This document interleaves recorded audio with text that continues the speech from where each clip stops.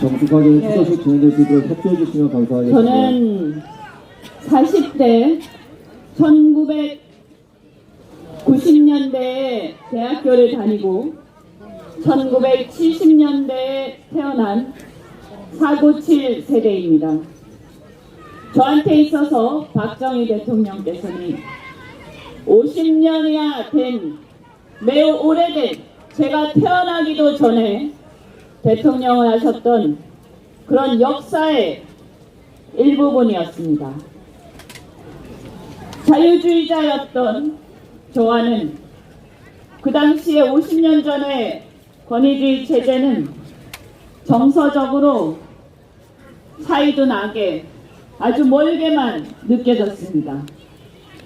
막연히 부모님께서 말씀하셨던 산업화의 아버지시다 하는 그런 얘기를 막연히 듣고 자라났습니다. 그런데 제가 박정희 대통령께서 얼마나 위대한가, 얼마나 천재적이었나, 얼마나 우리 대한민국 역사상 큰 축복이었나를 깨닫게 된 것은 제가 30대가 되어서 산업 현장에서 기업에서 일을 하면서부터였습니다.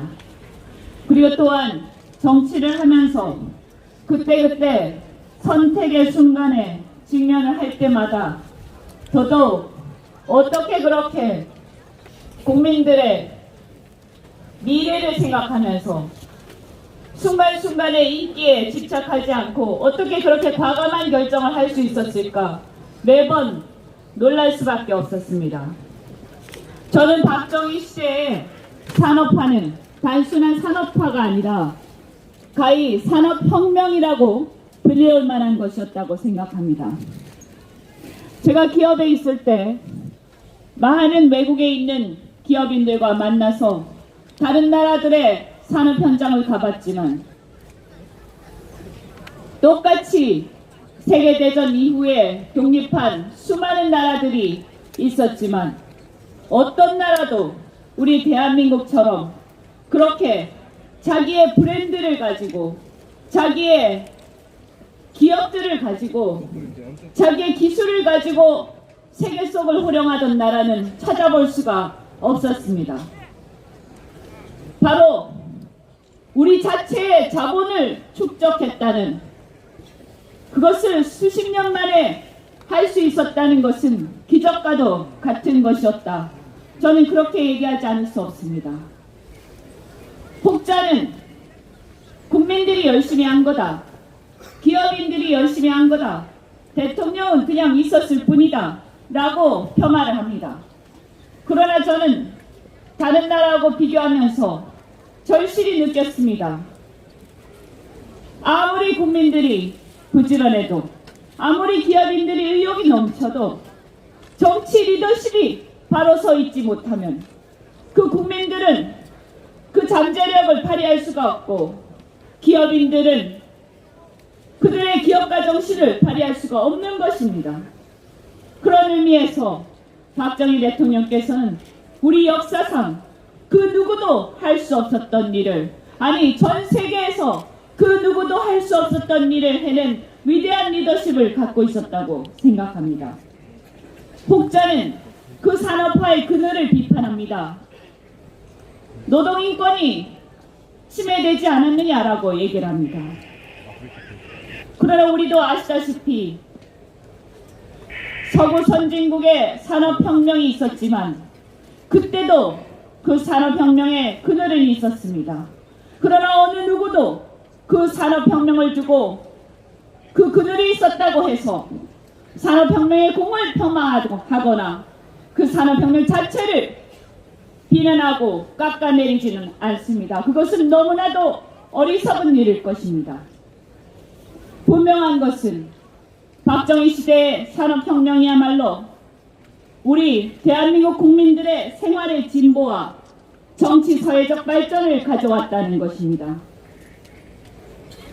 서민들은 중산층이 되었고 노동자는 사장이 되었고 중소기업은 대기업이 되었습니다. 그것이야말로 코리안 드림이었습니다.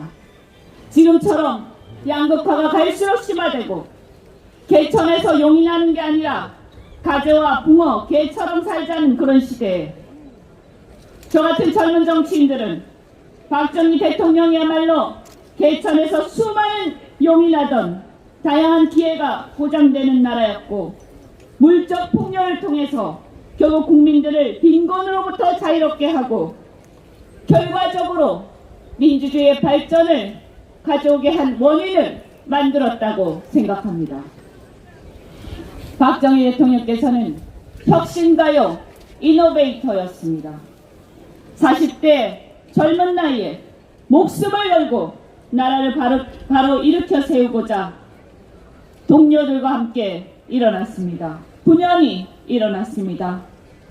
그 사건에 대해서 많은 역사적 해석이 있지만 그 젊은 장교들이 나라를 위한 뜨거운 마음에서 국민들의 많은 환호를 받으면서 일어났고 그 결과 우리나라의 산업혁명을 이루고 우리를 여기까지 발전시켰다는 것을 그 누구도 부인할 수 없을 것입니다.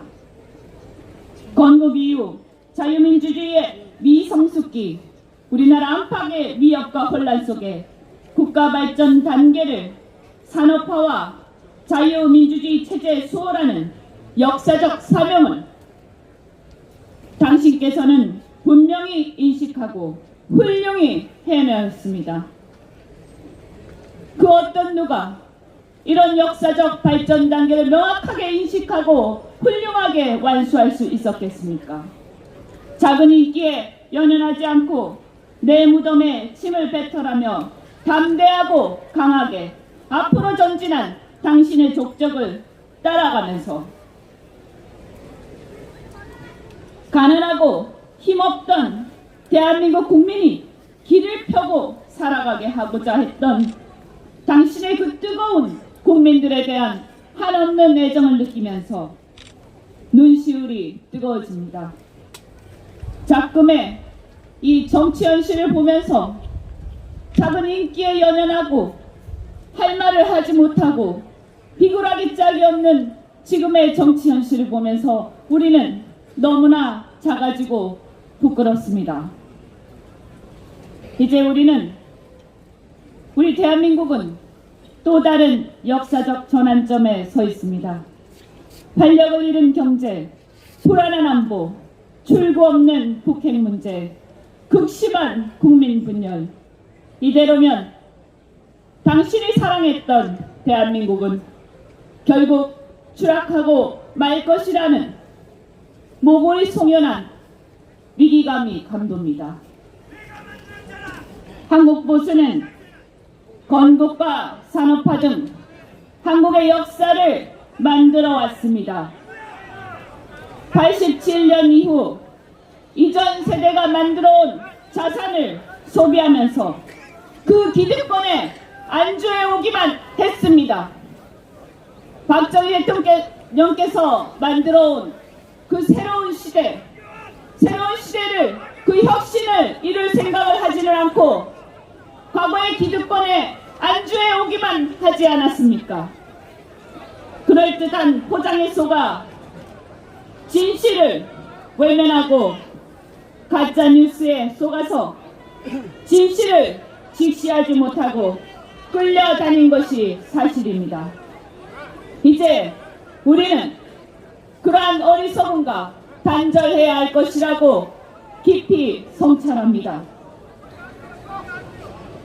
과거 박정희 대통령께서 위대한 혁신가로서 대한민국의 새로운 시대를 열었듯이 이제 다시 우리는 새로운 도약을 통해서 분열과 증오, 체제 혼란의 87 체제를 종언하고 시대 교체를 이루어야 할 것입니다. 이제 국민에게 희망을 줄 수 있는 정치를 후배들이 해내야 할 것입니다. 우리가 국민들에게 새로운 비전과 희망을 줄 때 박정희 대통령께서는 후세들에게 더 깊이 널리 사랑받을 것입니다. 우리 40대 이하의 젊은 대한민국 국민들은 우리가 새로운 시대를 열어가고 더 젊은 더 후세들에게 새로운 희망을 줄 수 있을 때 이제 우리는 박정희 대통령을 다시 새기게 될 것입니다. 당신께서 꿈꾸던 자유와 번영의 대한민국 그리고 강한 나라 우리가 그 뜻을 받들겠습니다. 강하고 담대하게 앞으로 전진하겠습니다. 우리 후손들이 당신의 위대함을 함께 따라가겠습니다. 대한민국 이대로 주저앉을 수 없습니다. 우리가 반드시 함께 해낼 것입니다. 대통령님 편히 쉬시기 바랍니다. 감사합니다.